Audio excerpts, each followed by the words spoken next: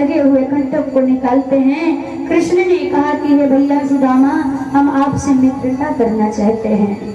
सुदामा जी ने कहा कि भैया, मित्रता और शत्रुता बराबरी में की जाती है, इसलिए हम आपसे मित्रता कैसे कर सकते हैं। भगवान ने कहा, यदि मैं आपसे मित्रता करूंगा तो मैं निभाऊंगा भी मित्रता, आप चिंता मत करिए। कृष्ण और सुदामा की मित्रता हो गई। उसमें उस समय रथ पे बैठ करके संदीपन गुरु जी के आश्रम में चले गए विद्या अध्ययन करने के लिए।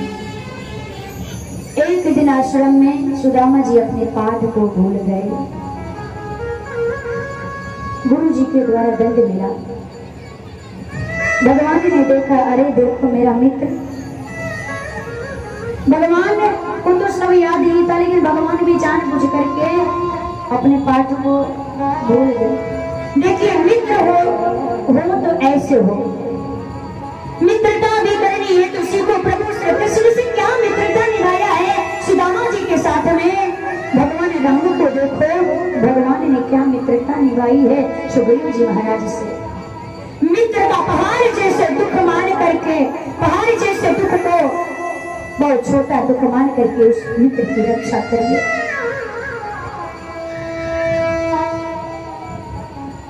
लेकिन आज के जमाने में लोग मित्रता करते हैं, हमें मित्रता करनी नहीं आती है। कैसे मित्रता करते हैं? एक गुलाब का फूल लिए दिए, मित्र को हो गई मित्रता। मित्रता चल रही है, 2 महीने बाद पता चलता है कि मित्र तो गुटखा नहीं खाता था, लेकिन मित्रों की कुसंगत में है करके उसने तो गुटखा भी खाना सीख लिया। अरे मूर्ख, मित्र के कुसंगत में पड़ करके मित्र गुटखा खाना सीख लिया। वो मित्र हो सकता है। तुम्हारे भीतर बुरी आदतें भर दिया, वो मित्र हो सकता है। वो तुम्हारा शत्रु हो सकता है, लेकिन वो मित्र नहीं हो सकता है। और मित्रता करेंगे तो सीखो प्रभु राम से क्या मित्रता निभाए हैं। देखो, प्रभु श्री कृष्ण को सुदामा जी को पाठ भूल गया। भगवान श्री कृष्ण मित्रता निभाने के लिए अपने पाठ को भूल गए। उन्होंने कहा कि गुरुजी, मैंने भी अपने पाठ, मुझे भी मेरी पाठ भूल गई है। गुरु जी ने कृष्ण और सुदामा को दंड देने के लिए लकड़ी लाने के लिए वन में भेज दिए। गुरु माता ने दोनों को एक एक मुट्ठी चना और गुड़ दे दी। जब दोनों लोग वन में गए, जंगल में गए, तो उसी समय बारिश आ गया, आंधी तूफान आ गई और जोर जोर से वर्षा होने लगी। तो कृष्ण और सुदामा अलग अलग पेड़ों पर चढ़ गए। उसी बीच सुदामा जी को बहुत जोर से भूख लगी। जिन्होंने अपने हिस्से के चने को खा लिया, और जब सुदामा जी की भूख नहीं मिटी तो उन्होंने कृष्ण के हिस्से के भी चना खा लिया। उन्होंने सोचा कि ये भगवान है, ये कहाँ चना गुड़ खाएंगे, माखन मिश्री खाने वाले। कृष्ण के हिस्से के भी चना खा लिए। भगवान जब अपने हिस्से के चना मांगे सुदामा जी से, तो सुदामा जी ने कहा, भैया हमने तो अपने हिस्से के चना खाए, परंतु भूख नहीं मिटी तो आपके भी हिस्से की चना मैंने खा ली। भगवान कुछ नहीं बोले।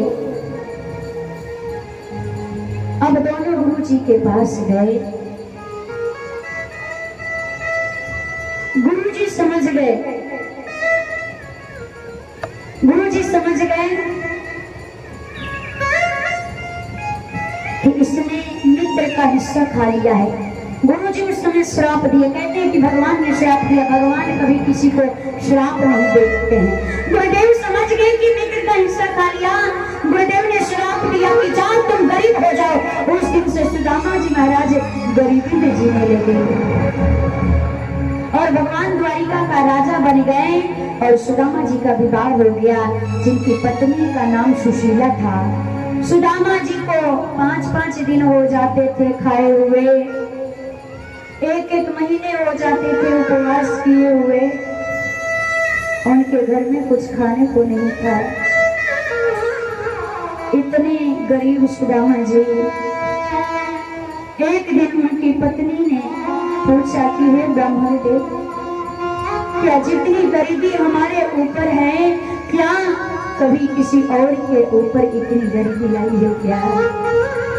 आज जो कष्ट हमारे ऊपर है, क्या किसी और के ऊपर इतना कष्ट है?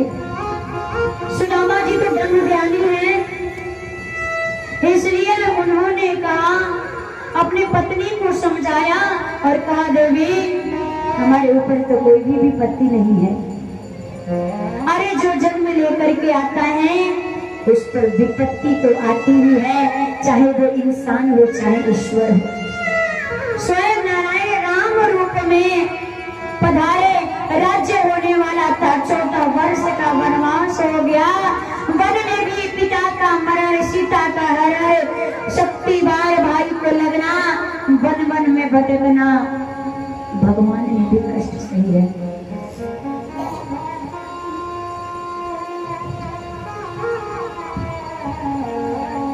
भगवान ने भी कष्ट सही है। सूरज व चंद्रमा को भी राहु ने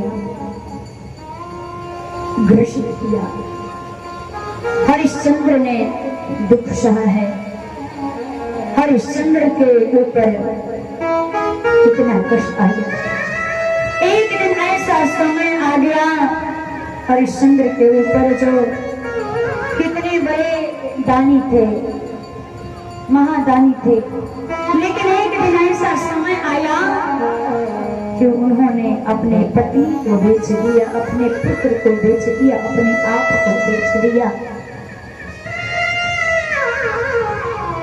ये समय है ना, समय बड़ा बलवान होता है।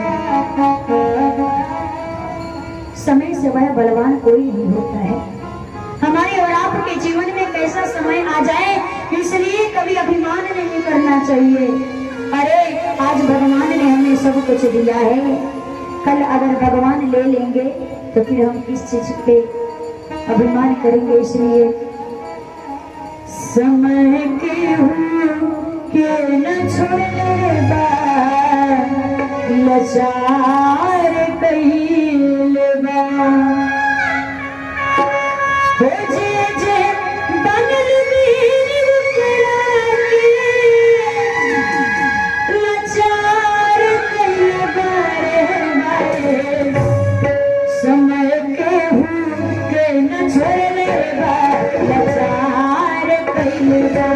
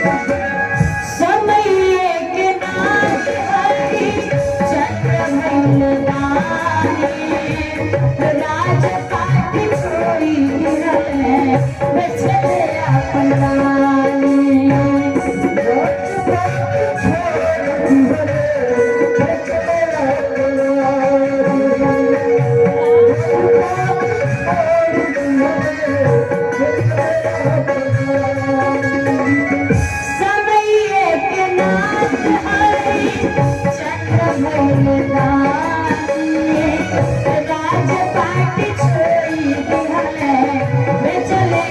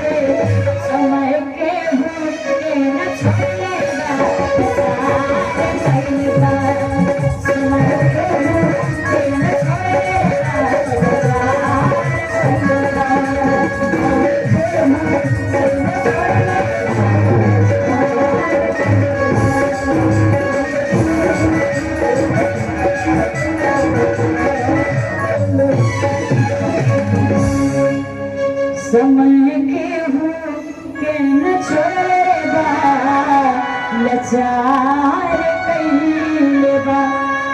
समय चाहे वो धनवान हो या निर्धन हो, किसी को नहीं छोड़ता। समय से बड़ा बलवान कोई नहीं होता है। ऐसा समय आया जो राजा हरिश्चंद्र आज इतने बड़े धनवान थे, दानी थे, आज वह भी एकदम निर्धन हो गए। भगवान ने आज मरध्वज के पास दुख आया, उन्होंने दुख सहा। सुदामा जी कहते हैं जब दुख भगवान प्राप्त किए, दुख से भगवान नहीं बच पाए तो हम और आप कैसे बच सकते हैं? यदि हम दुख नहीं झेलेंगे तो सुख की अनुभूति कैसे होगी? जीवन में दुख होना अति आवश्यक है। यदि दुख नहीं होगा तो उस परमात्मा को हम भूल जाएंगे, याद नहीं करेंगे। यदि जीवन में सुख ही सुख आए तो किसी से कोई मतलब नहीं, किसी को किसी से कोई मतलब नहीं। इसलिए सुख और दुख आनी चाहिए, क्योंकि दुख में भगवान को याद करते रहते हैं, हर पल हर क्षण भगवान को याद करते हैं, और सुख में भगवान को बहुत कम याद करते हैं। कहते हैं कि देवी दुख आया है तो हमारे जीवन में सुख भी आएगा, तुम चिंता मत करो, भगवान की चिंतन करो। सुदामा जी ऐसा समझा करके चले गए। अब भगवान यति के रूप बन करके आए सुदामा जी के घर। इधर सुशीला जी के जो बच्चे थे वो भूख प्यास से तड़प रहे थे। माँ मुझे कुछ खाने को दो, मुझे बहुत जोर से भूख लगी है पिताजी, भूख से तड़प रहे हैं। मैया सुशीला कहती है प्रभु एक ऐसा समय आ गया, महीने में 2 एकादशी होते हैं, सब 2 एकादशी का व्रत करते हैं, और आज हमारा कितना बड़ा सौभाग्य है जो हम 1-1 महीना एकादशी का व्रत करते हैं।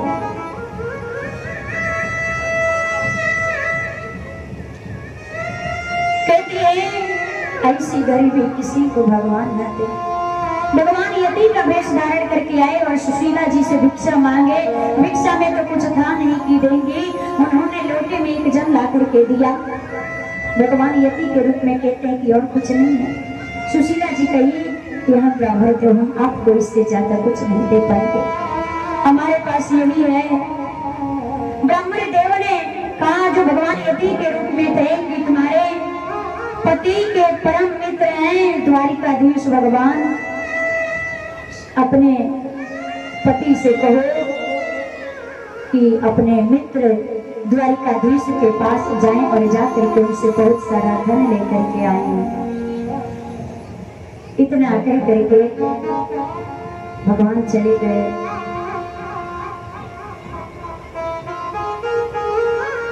इधर सुदामा जी घर में आए, लौट करके तो सुशीला जी उनसे निवेदन करती है और कहती है कि ब्राह्मण देव, मैंने सुना है कि आपके बचपन के परम मित्र हैं द्वारिकाधीश, आप उनके पास जाइए और उनसे धन मांग करके लेकर के आइए, जिससे हमारे बच्चों का जीवन यापन होगा। सुदामा जी ने कहा कि मैं मित्र से मांगने के लिए नहीं जाऊंगा, क्योंकि मित्रों से मांगने का काम जो मित्र से मांगता है, मित्र से वही मांगता है जो कुपात्र होता है। मित्र से मांगना कुपात्र का काम है, इसलिए मैं मांगने नहीं जाऊंगा। पत्नी ने मुझसे निवेदन किया कि आप उनसे कुछ मांगने नहीं जाइएगा प्रभु, आप जा करके उनका दर्शन करके जीवन का परम लाभ लीजिए, क्योंकि जीवन का परम लाभ इसी में है जिससे हम उस परमात्मा का दर्शन कर सके। हे प्रभु, आप आप उनका दर्शन करिए जा करके। सुदामा जी ने कहा ये बात तुमने ठीक कही, मैं दर्शन के लिए अवश्य जाऊंगा, परंतु मेरे पास अपने मित्र को देने के लिए कुछ भी नहीं है। इसलिए मित्र के घर, भगवान के घर, गुरु के घर यदि कभी भी जाना चाहिए ना तो खाली हाथ नहीं जाना चाहिए। मित्र को देने के लिए कुछ मेरे पास है नहीं, मैं भेंट रूप में क्या दूंगा। सुशीला जी ने कहा कि मैं प्रबंध करती हूँ, आप इसकी चिंता मत करिए। सुशीला 4 द्वारों पर गई और एक एक मुट्ठी तंदुल मांग करके लेकर के आई। 4 घर से 4 मुट्ठी चावल मांग करके लेकर के आई सुशीला। एक पोटली में बांध करके सुदामा जी को दे दिया। सुदामा जी उस पोटली को लेकर के भगवत चिंतन करते हुए द्वारिका चले। संध्या का समय हो गया और संध्या समय में गोमती का किनारा आ गया। तब तक सुदामा जी हताश होकर के वहीं बैठे हैं और हरे कृष्ण हरे कृष्ण हरे कृष्ण भगवान के नामों का सुमिरन कर रहे हैं, चिंतन कर रहे हैं। भक्त के लिए भगवान स्वयं ही केवट बनकर के आए और पुकारने लगे जोर जोर से, कोई है जो इस पार से उस पार जाएगा। सुदामा जी ने कहा कि हम हैं। भगवान ने सुदामा जी को भाव से उस नाव में बिठाया और बिठा करके उस पार उतार दिए।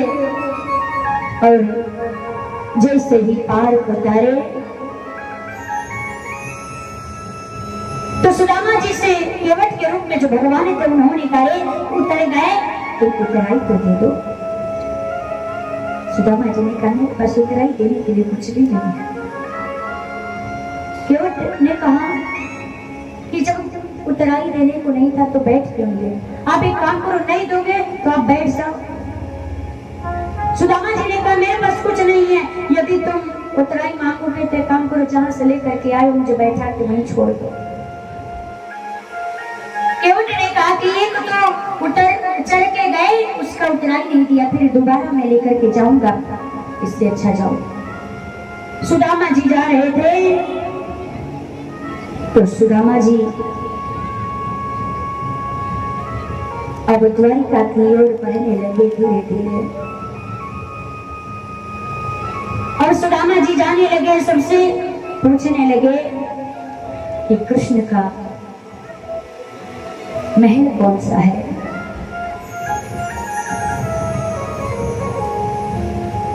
जब कहते थे कि वो कृष्ण द्वारिकाधीश हमारा मित्र है तो कोई विश्वास नहीं करता था कि वो कृष्ण हमारा उनका मित्र है। सुदामा जी द्वारिका में आकर के भटकने लगे,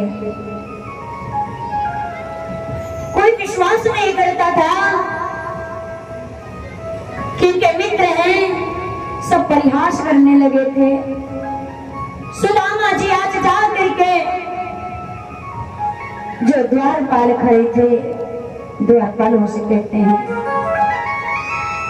कि जाकर के उस कृष्ण से कह दो आपके बचपन का मित्र सुदामा आ गया है और मुझे मेरे कृष्ण से मिला दो। लेकिन वो द्वारपाल बार बार धक्का मार करके गिरा देते हैं, बार बार सुदामा जी उठते हैं, मुझे मेरे मित्र से मिला दो, मेरे द्वारिकाधीश, मेरे बचपन के मित्र से कह दो कि आपके बचपन के मित्र, आपके सखा वो गरीब सुदामा आ गया है, आपको पुकार रहा है। देखो देखो ये गरीबी, ये गरीबी का कृष्ण के दरीब पे विश्वास लेके आया हूँ। मेरे बचपन का यार है मेरा प्यार, यही सोच कर मैं आस लेके आया हूँ।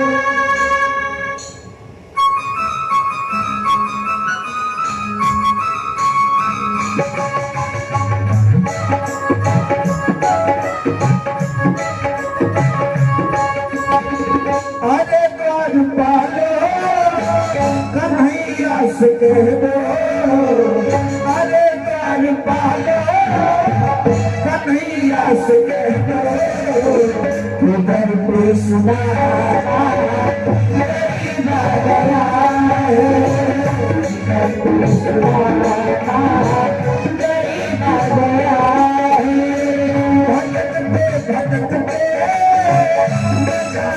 कहाँ से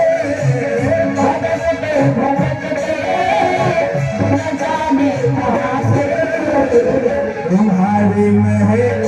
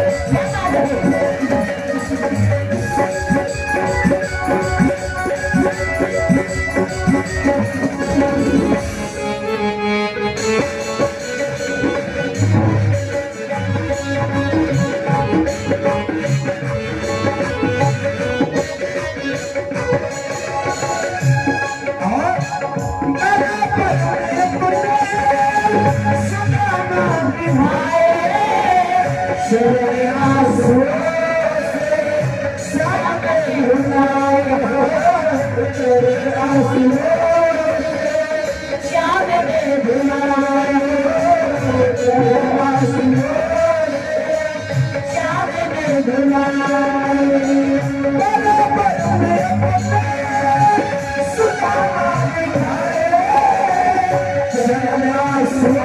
सुदामा निभाए शरय आंसुओं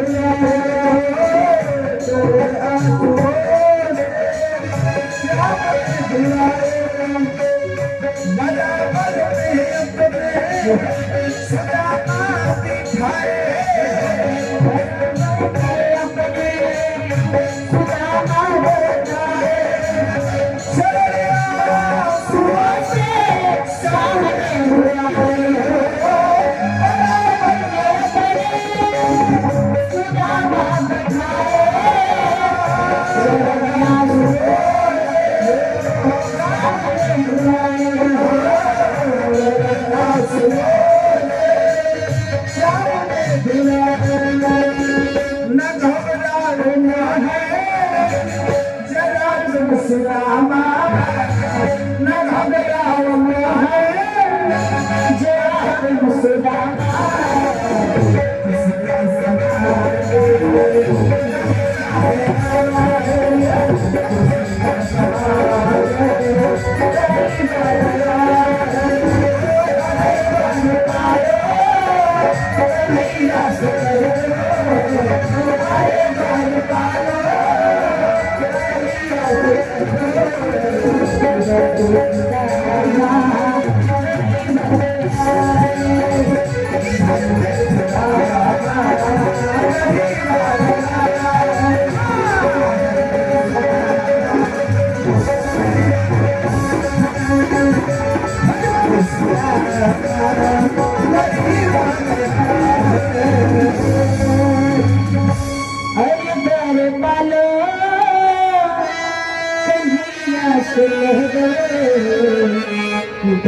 सुदामा